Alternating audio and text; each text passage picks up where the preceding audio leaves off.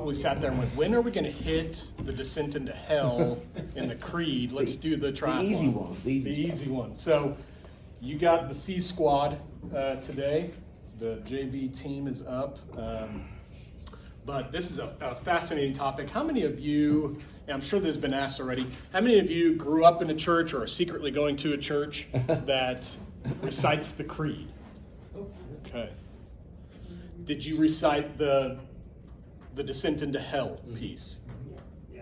Okay, interesting. You know, there are some more evangelical, like Presbyterian churches that will omit that clause, and maybe we'll look at some reasons why.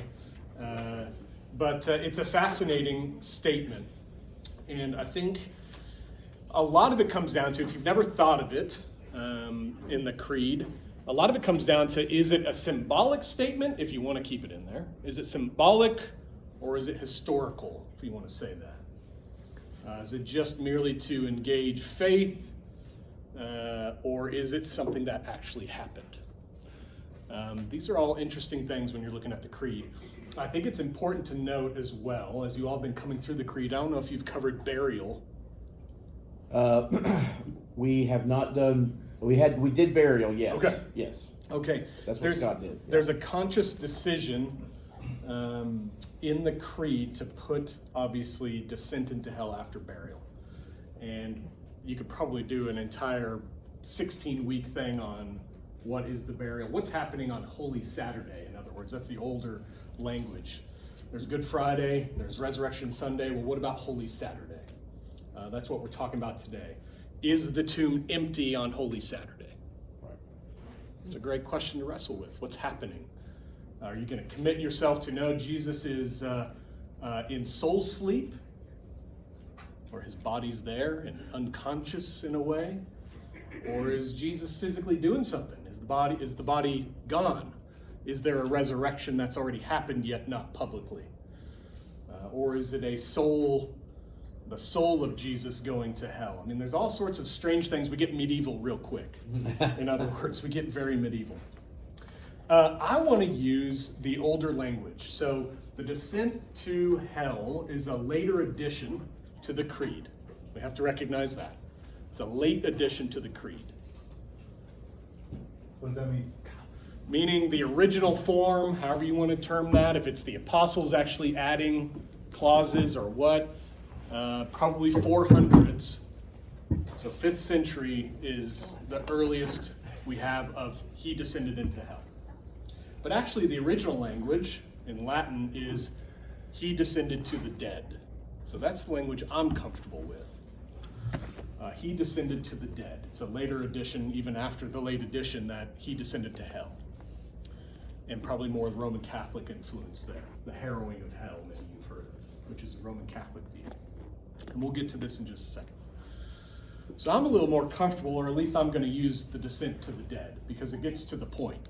If you're going to go with this, whether symbolically or literally, it gets to the point of Jesus going to the dead, the Old Testament saints, whomever you want to term there, and preaching to them. We're going to see some biblical warrant for why this clause is included in the creed, or maybe why it's omitted as well, or maybe why you ought to omit it in your own minds.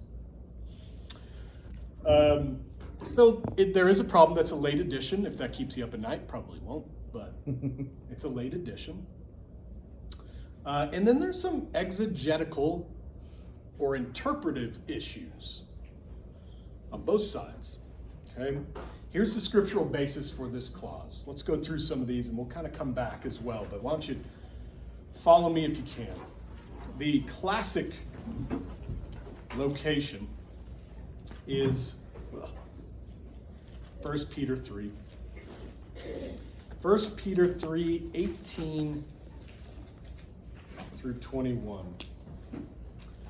For Christ also suffered once for sins, the righteous for the unrighteous, that he might bring us to God, being put to death in the flesh, but made alive in the spirit, in which he went and proclaimed to the spirits in prison, because they formerly did not obey, when God's patience waited in the days of Noah, while the ark was being prepared, in which a few, that is 8 persons, were brought safely through water. Baptism, which corresponds to this now saves you, not as a removal of dirt from the body, but as an appeal to God for a good conscience through the resurrection of Jesus Christ. That's 1 Peter 3:18 through 21. Of course, the highlight is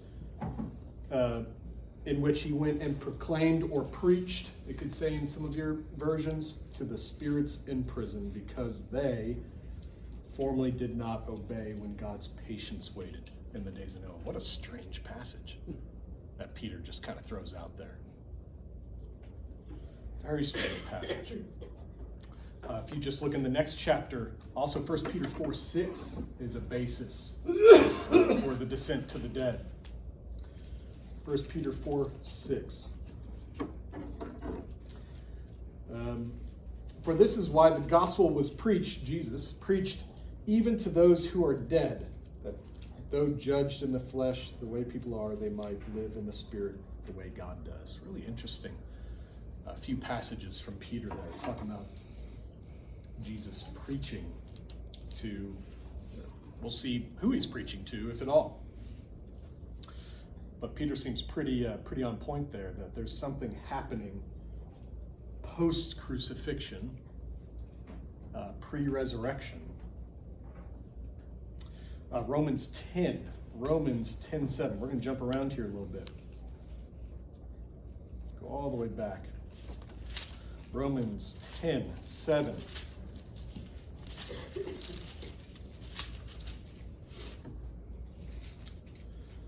Paul's talking about salvation to all, for Moses writes, righteousness is based on the law. This is verse 5, 10:5. That the person who does the commandments shall live by them. But the righteousness based on faith says, do not say in your heart, who will ascend to heaven? That is, bring Christ down to us. Or who will descend into the abyss? That is, to bring Christ up from the dead. It's another passage that individuals use to form their basis of this clause. Paul's saying, hey, you can't keep saying, hey, we need another Jesus coming down to save me, or I need to bring Jesus back up from the dead to save me. It's a real Old Testament image of Sheol. If I descend to the abyss, to the depths of Sheol, even you are there, O Lord, which is a great mysterious saying from the psalmist. Paul is using that here. So there's, again, at least in some small measure, there's the statement of Christ is down in the abyss with the dead. You can start to see maybe there's some theological underpinnings here. If we're going to say Jesus is the substitutionary atonement for us, does he have to go to the abyss for humanity? Ephesians 4:9 and 10.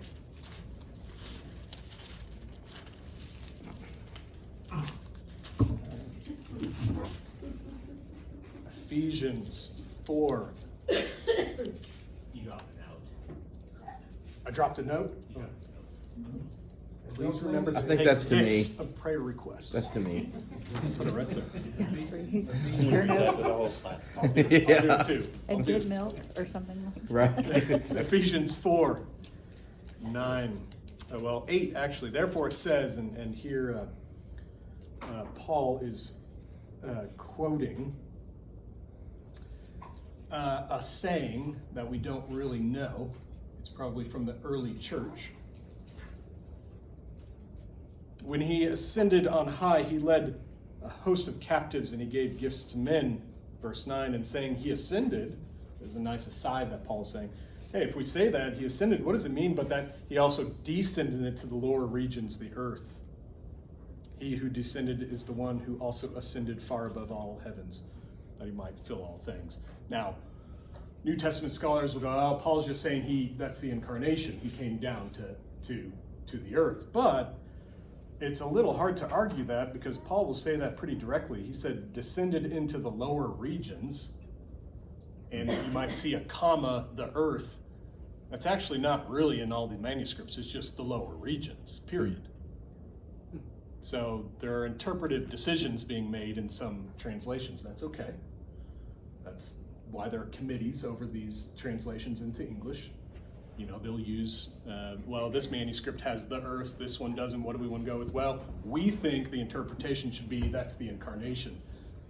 Whereas the older church would say, no, that's going down to hell. So, interesting. Let's look, finally, Revelation 20.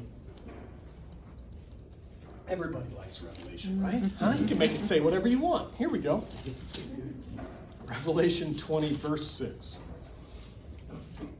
Revelation 20, verse 6. That's page 1040. No, I'm kidding. That'd be kind of nice, actually. That'd be nice. Fascinating section of Revelation talking about the first resurrection. Right? There's no denial in Christian theology that everybody will be resurrected. Okay? Everybody will be resurrected. And actually, that's something important to keep in mind when you come to some of these theological views of Christ's descent to the dead, so as to vanquish death, so that all will be resurrected, yet there'll be a resurrection unto life and a resurrection unto final judgment. So that's kind of what's being said here by John the Revelator. Verse 6, blessed and holy is the one who shares in the first resurrection. Over such the second death has no power, but they will be priests of God and of Christ and will reign with him for 1,000 years.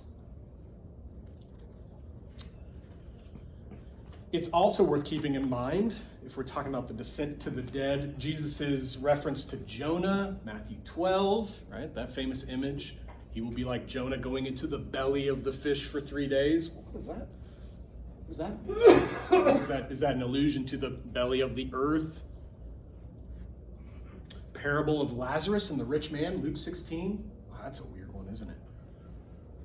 Right? Lazarus is begging at the gate day and night. Rich man doesn't pay attention to him, and then he's taken into the bosom and the afterlife. There's a glimpse of kind of the afterlife, and the rich man sees him, and all that strange stuff's going on there. Various psalms that mention Sheol. Right? The Messiah will go to Sheol. That's all over the Psalms, all over the place. On the cross, right? The thief. Today you will be with me in paradise. How's that possible if the crucifixion hasn't happened yet? There's no resurrection yet, and he says, today you'll be with me in paradise. Is Jesus just kind of going, well, actually, it's in a couple days, but you got to go to this place called Limbo, and then I'll come down there. Don't worry. You know, kind of, it's odd. You'd want to take Jesus at his words when he's on the cross. He's not telling parables on the cross, right? He's saying those incredible sayings that have unbelievable weight.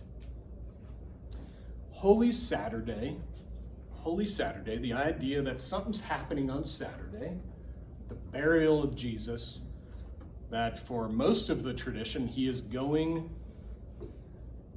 to the dead and preaching the gospel, has been accepted since the earliest church.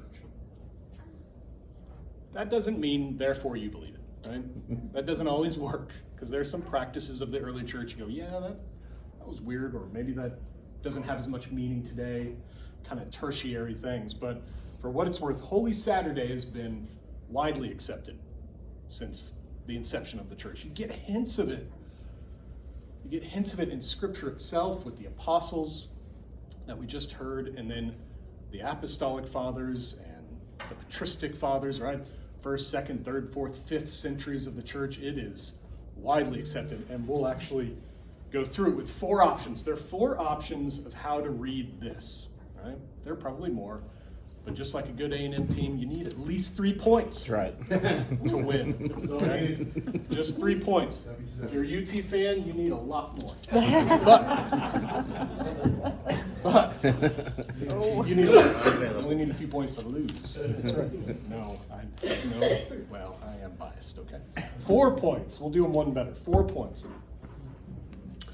Or 4 interpretive options of what we just kind of heard. This is what the earliest fathers, this is how they used to read it. What we just heard, especially 1 Peter 3:18. It's hard to get around that one. The other ones, you can do some gymnastics. If you don't like this, you're like, yeah, I can do some gymnastics. 1 Peter's pretty tough. He's going to preach to those who were disobedient.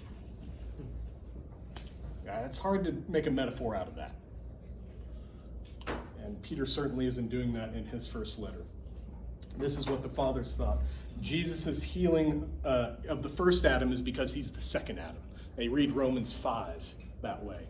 Jesus is the second Adam, undoing the curse of the first Adam, the representative of the human race. Boy, they staked a lot on that. The first 200-300 years of the church really just took that and said he is the liberator. Jesus is the liberator, which is why, side note, it's fascinating in the majority world or the southern hemisphere where the church is really on fire. They are really going back to the church fathers and saying there's something about being liberated through Christ, socially, economically, politically. That was really a lot of the early church, the first 2-3 centuries. So, of course, their view of the atonement, which is reflected in the creed, is going to have that language. Jesus descends to the dead in order to conquer death and Hades.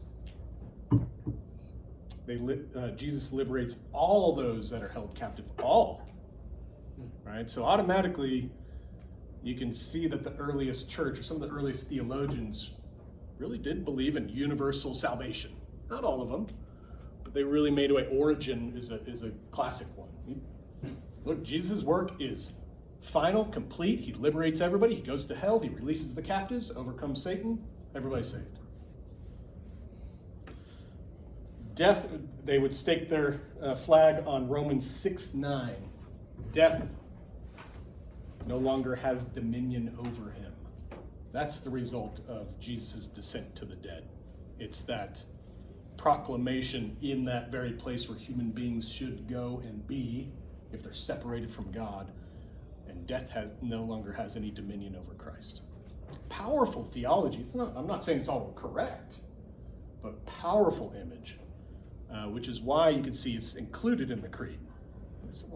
You're forgetting the burial's not just a burial, a passive event. Jesus isn't twiddling his thumbs. For them, it's the moment that he descends and really goes to the uttermost depths of humanity, which is hell. Cyril of Alexandria. I had never thought about, is anybody in here named Cyril? Boy, that's a tough name. You're like, are you a guy or a girl? It could go either way. It's a good name. Christ defeats Hades and sin, and its effects. The entire human race is liberated for Cyril. Cyril of Alexandria, really important figure in the 2nd century. Christ's descent to the dead is universal in atoning significance for the earliest church fathers because, 1, it defeats the enemies of death, hell, and Satan, and 2, it provides possibility for universal salvation. It affects all those that are formerly bound by death. And you could see in Scripture, you can find that places. Now, there are other scriptures that are going to temper that view. Jesus' own words are kind of hard to get around on some things. But for them, it was at least possible that there is universal salvation if it affects all those formerly bound by death and going forward. Right? Unless you want to say there's a limit on Christ's atoning power. Boy, they really didn't like that language at all. There is no limit. Right? You're going to limit God's ability to save people. So that's the patristic or the fathers, the Orthodox view. Roman Catholic view, second. Any Catholic brothers and sisters in here? Any recovering Catholic brothers and sisters? Okay. I know a lot of great Catholics, good Catholics. You've maybe heard the statement, the harrowing of hell. And maybe you've even seen the paintings from the Renaissance era. It's Jesus storming the gates of hell or knocking on the door of hell or pulling like Noah or Moses out of hell or Elijah out of hell. There's all these great images of it. That's the more Catholic view, the harrowing of hell. Christ descends to the uppermost region of hell. There's 4 levels of hell in Catholic theology. There's like 3 lower regions. I can't remember. It comes from Dante. I can't remember. But the Old Testament saints, the good pagans like Plato, maybe Aristotle. Virgil. Virgil's there. Absolutely. The poets, the bards, those that seem to get a hint of the gospel, they're in that upper region of hell. And so that's where Christ descends to, not to the lowest regions. But that's kind of limbo, right? That's where that word comes from. They're in a floating, holding pattern place. They're waiting for their Savior. And again, go back to 1 Peter. According to the Catholics, they're going to look, it's right there. And how could you not include those, especially Plato? How could you not include Plato? And he's effectively, as Augustine baptized his thought, it became pretty well Christian. Aquinas baptized Aristotle's thought, it became Christian. So of course they're going to be included in there. And Virgil. Absolutely. Limbo of the Old Testament saints, virtuous pagans. Jesus preaches to those in limbo, and actually at that point, as good Catholic doctrine, they can still accept or reject. You know, just because he's preaching doesn't mean, oh, you're all out. Patristic view, the bars are ripped asunder, everybody's out. In the Catholic view, there's a preaching to select few that seem to have had David, right? Anticipated the Messiah. Where does he go before the sacrifice of Christ? That's the question that the Catholics try to answer in this way. Real quick, I apologize. So is this also articulating the question of what happened to people who died before Christ came? And this is sort of saying they all went into this holding pattern. Yeah. It's always been an interesting question. It is, and this clause tries to answer Good, some bad, of or that. different. They all went kind of a holding pattern, waiting for Christ's Limbo. arrival. Mm-hmm. Now, post-resurrection, it's a different ballgame. Sure. For the Catholics, it's a different ballgame. The gospel is made public by the one on the cross. They're saying, they're saying that hell is, people are already in hell. Is that what they're saying? Sheol is the way I understand it, is a separate place. Satan's not even been to hell yet. So it's like he's talking about a holding deal or whatever.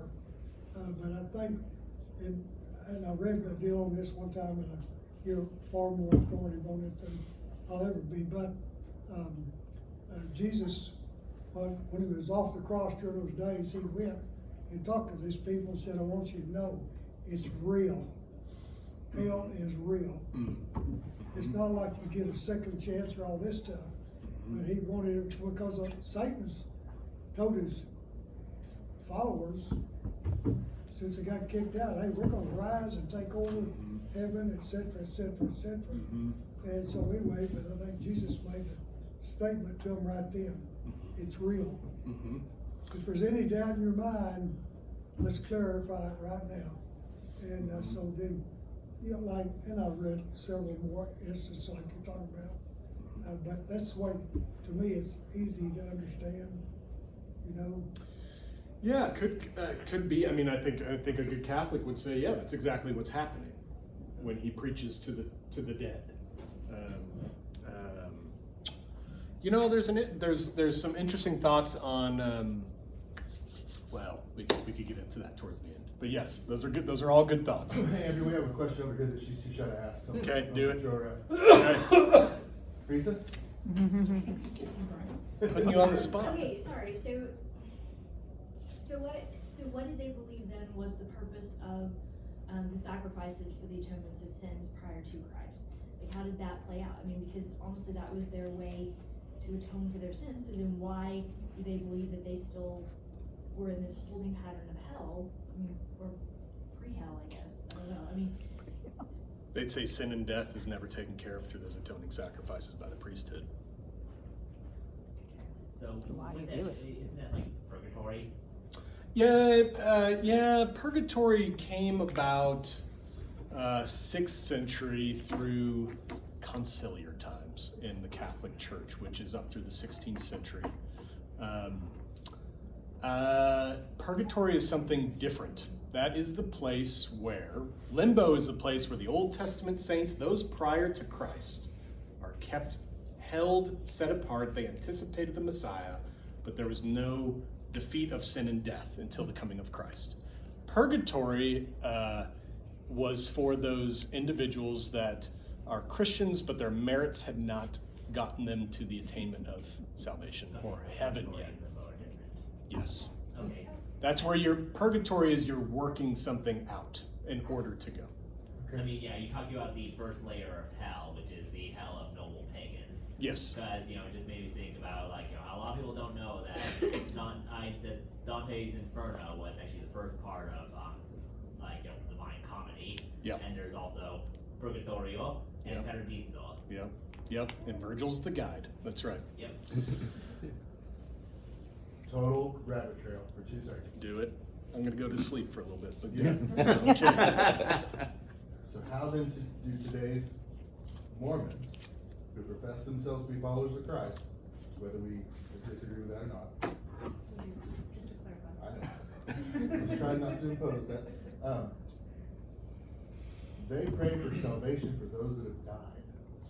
Baptism of the dead. How does that fall into this discussion? Because I don't see the logic. Well, Catholics pray for the souls of the departed as well. They pray for the souls of the departed who are in Which is purgatory baptism, but they still pray. because they still believe in purgatory. Because you have to earn your way to salvation, which is. But that's not what the Mormons are praying for. I think y'all should just work it out. Yeah, can't y'all have this conversation? We had 23 years. For 23 years. I'm asking a smarter person. who's- Oh, gosh. I'm not quite sure that I know the practice. I don't know the reason other than they do use some of the texts I just read. Their salvation is for their future universe. Yes. Oh, yeah, no, it's Craig. I got Yeah. that. Yeah. So I it's was just different than curious. salvation. for Yeah, heaven. it's probably a misappropriation of the Catholic view of praying for the souls of the departed, So they're which is totally culturally different. appropriating this. Yeah, Okay. yeah. I don't know the actual practice of baptizing the dead, like literally. Oh, it's quite. Or you get dumped and dumped and dumped and dumped. Yeah. So the Catholic practice doesn't bother me. It really doesn't bother me. I don't like where it's landing theologically, but it doesn't bother me. The baptism of the dead is just an odd, strange thing. So, yeah. Okay, sorry. Thank you, though. The Reformers. All right, 16th century. So you get Luther, the two titans, Luther and Calvin, just to make it quick, right? Luther and Calvin.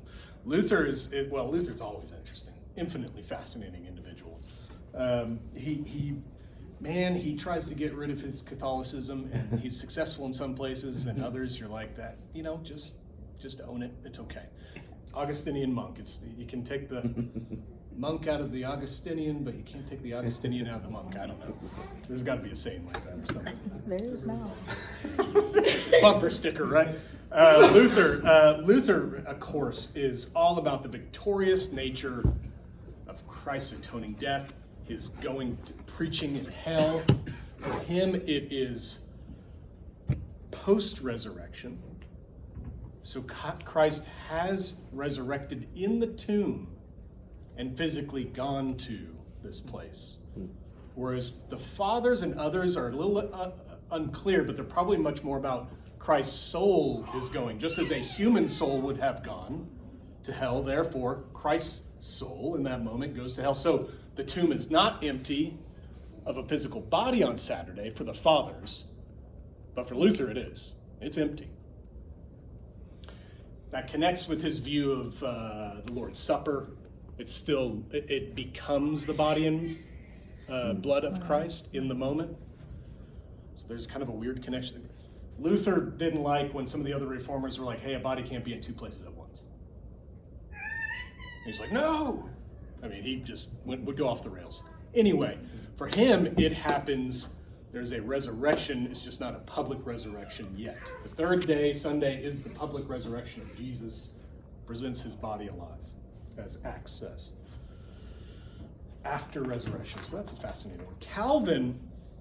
Calvin's fascinating, and this is probably where a lot of, without knowing it, because Calvin's name is dragged through the mud a lot, but probably one of the greatest thinkers in Western history. You could probably go this route if you're not wanting to go, My niece needs to be quiet back there. What do you want to say? Calvin gives some people a way out, although he holds on to the descent to the dead, which would surprise some people. He is staunch on Christ being the vicarious substitution, the vicarious sacrifice for human beings in our place, a substitutionary, vicarious atonement. For him, the preaching in hell happens on the cross. It's actually in the dereliction, the supposed separation. My God, why have you forsaken me? That's why he says God, not Father, there for Calvin. Right? That's the harrowing of hell. It's happening in that moment in some mysterious way. It's happening there. Christ suffered in his body and soul, truly. Not just a body, like, oh, he's just suffering in the body. Ouch, ouch. I mean, he's suffering in the soul. That's why there's that cry of dereliction. So the descent is Friday, not Saturday for him. If you're going to go about days, that's why it's Good Friday for Calvin. Not only the work on the cross, but the descent to hell in that moment too. There is a true abandonment of the Son by the Father, but not in a divine way. The Trinity doesn't become a binity for a little bit. It's a great mystery too, but there is true suffering, true abandonment, true vicarious atonement. The Son is carrying the sin of the world, is descending to the dead, going the far place that every human would have gone without the gospel. So Calvin's a fascinating figure. He solidifies it a little bit, and you go, okay, there's something there. That's fascinating, you know? That's what I grew up learning. Really? That at that moment, God turned his back on Jesus because he was completely covered with sin and he couldn't look at the sin. And that was the moment that vicariousness. That's what I grew up learning. I didn't know it was Calvinist, but that's what I grew up learning. Well, it's the Bible. Yeah. Right? I think everybody that I've gone through would say, yes, there is a identification of sin upon this one, but Calvin even goes one step farther. He says there is a descent to the dead in that moment. Yeah, which I think gets overlooked a lot. It gets overlooked. What's happening there at the burial or even on the cross? And so I think Calvin gives some good language there. Evangelicals, modern evangelicals, will typically deny the descent to the dead. Wayne Grudem, if you know that name, he's a theologian. He denies 1 Peter 3:18 through 21 is about the descent. I don't know how he does that though. I've read and I'm like, he doesn't offer a positive on the side of that. It's because he reads it as a Catholic doctrine. It's the harrowing of hell for him. Oh, you're going to the first level of hell.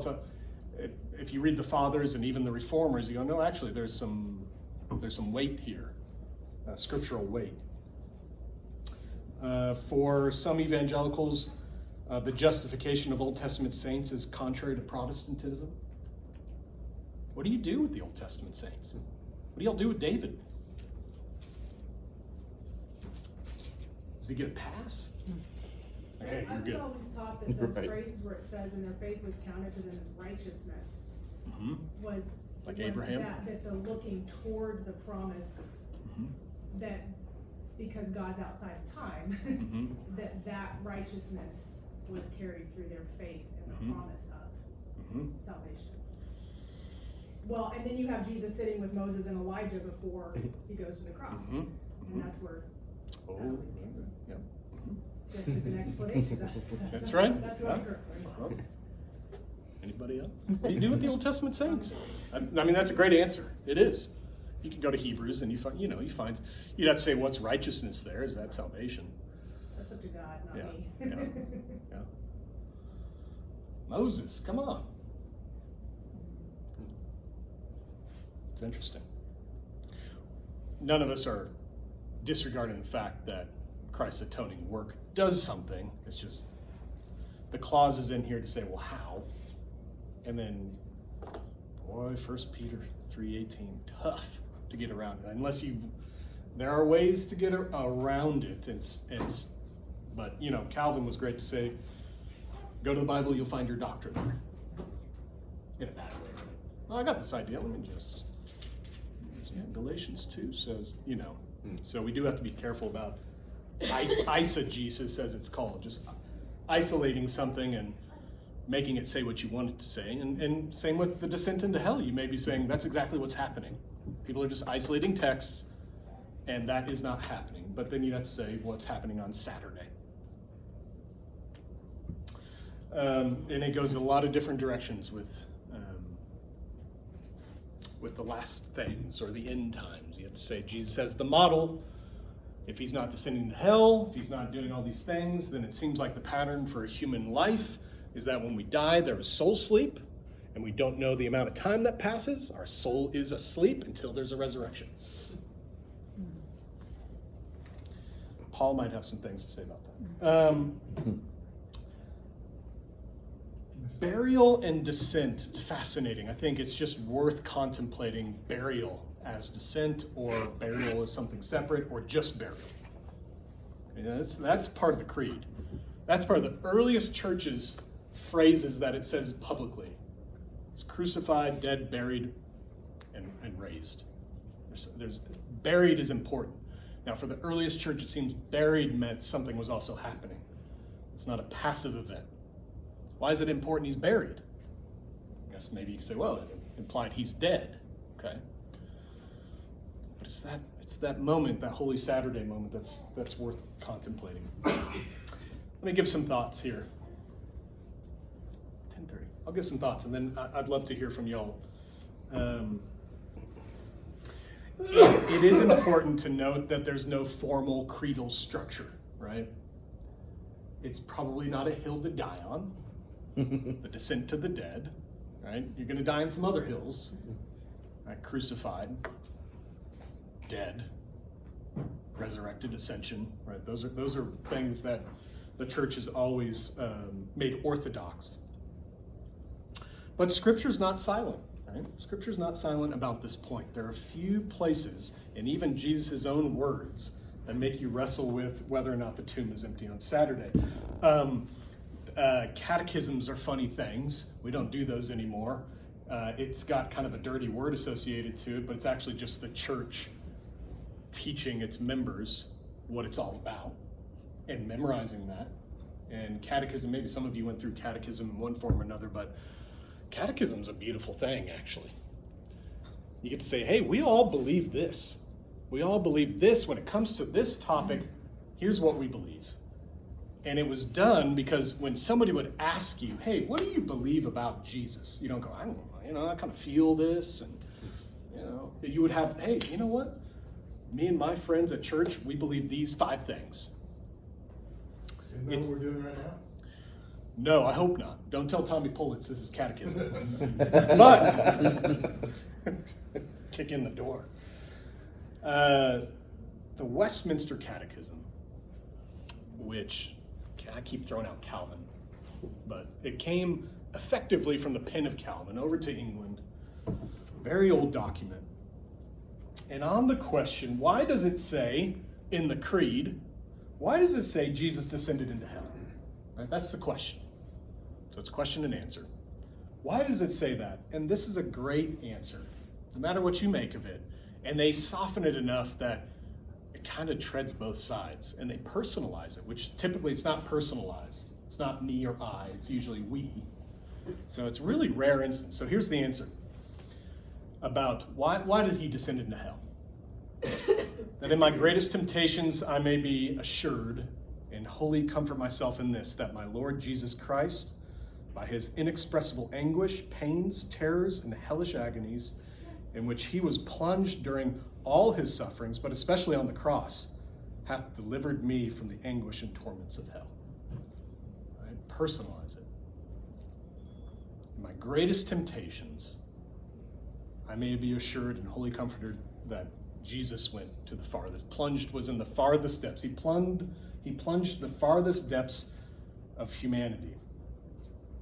Me, the personal comfort, which is our portion in the greatest temptations. right? If anything, you say the descent to the dead is for my comfort. And if we see Jesus as the mediator, his vicarious loneliness, whether he's in the tomb or descending to hell, that uttermost loneliness and abandonment and hell is vicariously taken on for me. And we confess the fullness of salvation as the divine comfort resulting from Christ's sorrows. Hell, and maybe you all do a series on this, wouldn't it be great to do like a 20-week study on hell? Yeah. No. No. Hell, whatever you want to claim about it, whatever you want to claim hell is or isn't, hell is at least the eternal dehumanizing of individuals, because you're becoming farther and farther away from the one in which you find your true personality and humanity in God. So if anything, however you want to claim it, if you want it to be a physical place, spiritual place, just a theoretical place, it is the eternal regression Austin. of humanity. What? Or like Austin. Or Austin in August. Or anytime. Shoot, outside today. It is a perpetual moving away from the one in whom we find our personality and humanity. And that's where Christ went, at least spiritually. It doesn't have to be a local descent, but at least symbolically, he went there. He went to that place where we were supposed to go and continually be dehumanized. Well, I kind of look at it in the context of Christ was fully God, fully man, Mm-hmm. tempted in every way as we. So if he was tempted, so that he would know, he had to carry the punishment for sin all the way through. Mm-hmm. That's right. Tempted to do things our own way and not do them God's way, which results in, I guess, C.S. Lewis's famous statement is hell's locked from the inside, right? It's a powerful image. God's not going, I'm going to lock you in there. We put ourselves in there and lock the door. And at least according to the fathers, that's the powerful image. The church fathers said, no, he came and broke that door wide open. For them, you can't lock it anymore. Not saying that's right or wrong, but it's an incredible image for those who call on the name of Christ. So, finally, I do want to say one thing, and then I'm happy to discuss more, or we can go. I'll go to Rosa's. Thanks, Jason, for paying for that. Finally, Christ's descent is not a powerless humiliation. So often we think of burial, his death, as something just passive. It's a humiliating event.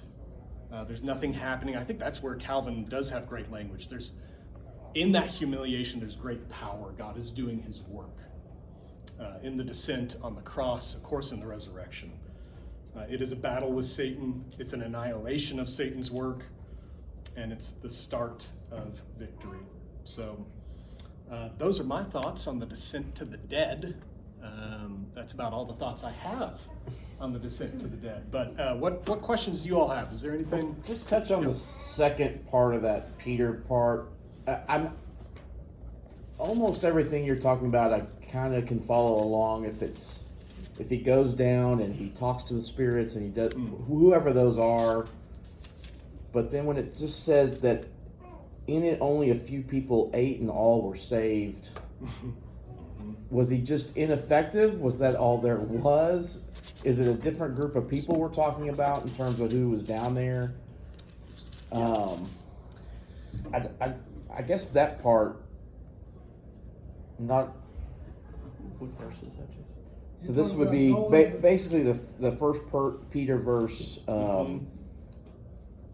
3. I guess we're in 20, the second half of 20 there.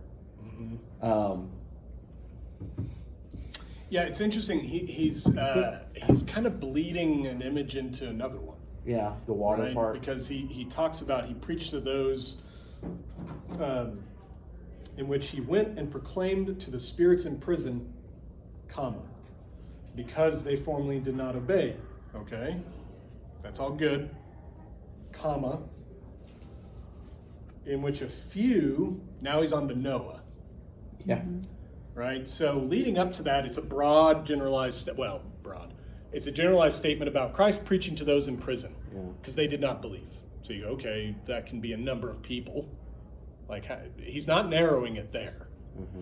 But then he does narrow it, but he narrows it in an interesting place. He uses Noah. You would think it would have been Abraham. Make it broad. Right. Those of Abraham's seed that did not obey, which would be everybody under the law. For the Catholics also, righteous pagans. Yeah. They kind of insert that a bit, but they go, well, why wouldn't they? But, if we're going to stick with Scripture, you go, okay, it's the Old Testament saints. He's talking about more broadly, he zeroes in on Noah. He zeroes in on Noah because then he goes on to another allusion about baptism. We need to remember that ancient Near Eastern letters and thinkers and individuals, we are infants in that world. They can do whatever the heck they want. He can mix 20 images, and he does. He mixes 3-4 images here. So we see it as a little off topic, but for him, there's some things that he doesn't need to argue for, but he says, hey, I'm actually trying to make a point about baptism. Yeah, the last part of that line is perfect. Okay. Yeah. So, but it's those first few 19, 20A is where you're getting a lot of the purchase for the descent to that people do. Gotcha. But Noah, they go, yeah, of course, Noah, and he's giving a particular example so that then he can talk about baptism and the power of the resurrection. It's a little muddy. You gotta dig in. That's why this isn't it's a later addition to the creed. You can see where people go, is he just trying to use an illusion maybe so. Can you explain how the later edition of the creed came about? I mean, was there like a convention? Did they have like a big meeting and say, you know what, we really need to add something about this? I don't know. I actually don't know. If it's the Nicene Creed, we could talk all day. Yeah. The Apostles' Creed, I don't know the history of the later editions. I think it's 5th century for the descent. I think like 410. Well, the truly trustful Wikipedia has to say. Yeah. Looks like there's a number of editions. Yeah. Were they all added at the same time, or did the editions? I think later. I think you've got the 12 sayings, and then you've got some later editions. Now, it doesn't bother me so much, right? Curiosity. Yeah, and again, it doesn't. I don't think it does damage to the fact that this is a document of the church. The Nicene Creed, I think, is a little more controlled. There's a better history there. The Apostles' Creed. I don't know if did you all go through the history of the creed at all? A little bit, yeah. A little bit. Kind of verdicts out, on are these original sayings? That's kind of nice. They're very early sayings, that's for sure. And there's some other sources for the creed, but I don't think additions should. Again, that's a theological decision that they added the descent clause because they saw burial and they said, well, we think something's happening. That's why it's under that it's almost in a parenthetical statement. Dead, buried. Yeah, he descended to the dead. Next topic. Whereas we go, whoa, and I've been in some churches where they purposely avoid that. And for them, they, no, he did not descend to the dead, and they make a conscious choice to omit that. So, which maybe they're more in line with Orthodox confession of the Apostles' Creed than people that do quote it. But so, what else? Anything else? You good? Okay. Thank you.